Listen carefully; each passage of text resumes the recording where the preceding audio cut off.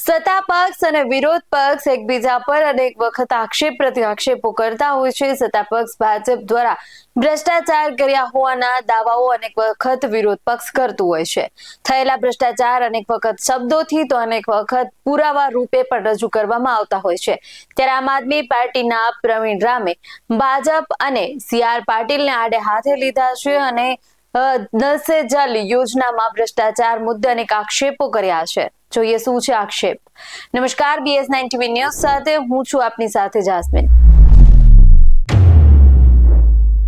Null સે જલ યોજના ભ્રષ્ટાચાર મુદ્દે આપ નેતા પ્રવીણ રામે CR પાટીલને સામે મોરે મોરો આવી જવાની વાત કહી હતી। પ્રવીણ રામે કહ્યું કે તમારામાં હિંમત હોય તો નલ સે જલ યોજનાના ભ્રષ્ટાચારમાં ED અને CBI ની તપાસ બેસાડવા આપ નેતા પ્રવીણ રામે CR પાટીલને ચેલેન્જ આપી છે। ગ્રાન્ટ અટકાવવાના મુદ્દામાં આપ નેતા પ્રવીણ રામની પ્રતિક્રિયા છે કે CR પાટીલ આખો હાથી જતો રહ્યો પછી પૂંછડી પકડવા દોડતા થયા। નલ સે જલ યોજનામાં મોટાભાગની ગ્રાન્ટો કોન્ટ્રાક્ટરો અને ભાજપના નેતાઓએ ખાઈ લીધી પછી જનતાના આક્રોશ ન ફેલાય એટલા માટે ગ્રાન્ટો અટકાવવાના CR પાટીલ નાટક કરી રહ્યા છે। ત્યારે આ અંગે શું કહી રહ્યા છે પ્રવીણ રામ, ચાલો સાંભળીએ। ભાજપના રાજમાં ભ્રષ્ટાચારનો રાફડો ફાટ્યો છે। અનેક મોટા ભ્રષ્ટાચારો પછી છેલ્લા 3-4 દિવસથી નલ સે જલ યોજનાનો ભ્રષ્ટાચાર સામે આવ્યો છે। નલ સે જલ યોજનામાં નલ તો આવી ગયા પણ હજી સુધી જલનું એક પણ ટીપું આવ્યું નથી। નલ સે જલ યોજનામાં નબળી ગુણવત્તાના પાઇપો નાખવામાં આવ્યા। જે ઊંડાઈએ પાઇપો નાખવાના હતા ત્યાં એ ઊંડાઈએ પાઇપો ન નાખ્યા। અમુક જિલ્લાઓમાં તો 20% પણ કામ ન થયું અને તમામ પૈસા એ કોન્ટ્રાક્ટરો અને ભાજપના નેતાઓએ પોતાના ખીચામાં ભરી લીધા।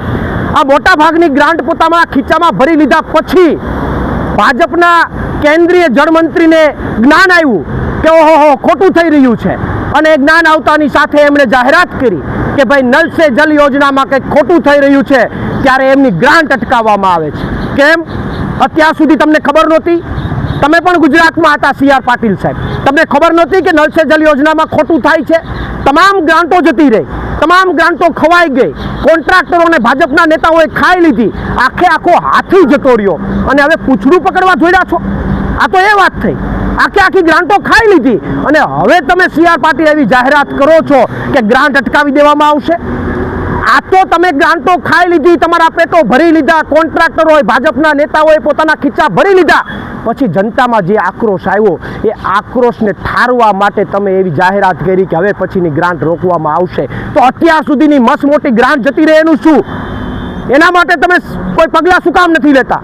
ત્યારે મારી CR પાટીલને ચેલેન્જ છે કે માત્ર સુફિયાની વાતો નહીં, માત્ર લોકોને સારું લગાડવાની વાતો નહીં, તમારી નીતિમત્તા અને તમારું વિઝન હોય તો નલ સે જલ યોજનામાં અત્યાર સુધી જેટલું ખોટું થયું છે, જેટલો ભ્રષ્ટાચાર થયો છે એમાં ED અને CBI ની તપાસ બેસાડો અને જેટલા પણ એમાં ગુનેગાર છે એ કોન્ટ્રાક્ટર અને કોઈ પણ પક્ષનો નેતા હોય એ તમામને જેલ હવાલે કરો તો અમને લાગશે કે તમે હકીકતમાં જનતા માટે કંઈક કરવા નીકળ્યા છો।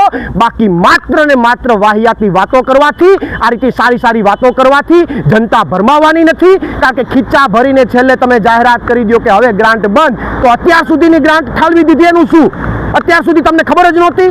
એટલે આ મારી સરકાર પાસે, આમ આદમી પાર્ટીની અને CR પાટીલ પાસે અમારી આમ આદમી પાર્ટીની ઉગ્ર માંગ છે કે આમની અંદર ED અને CBI ની તપાસ થાય અને ગુનેગારોને તાત્કાલિક ધોરણે કાયદેસરની કડકમાં કડક કાર્યવાહી કરવામાં આવે।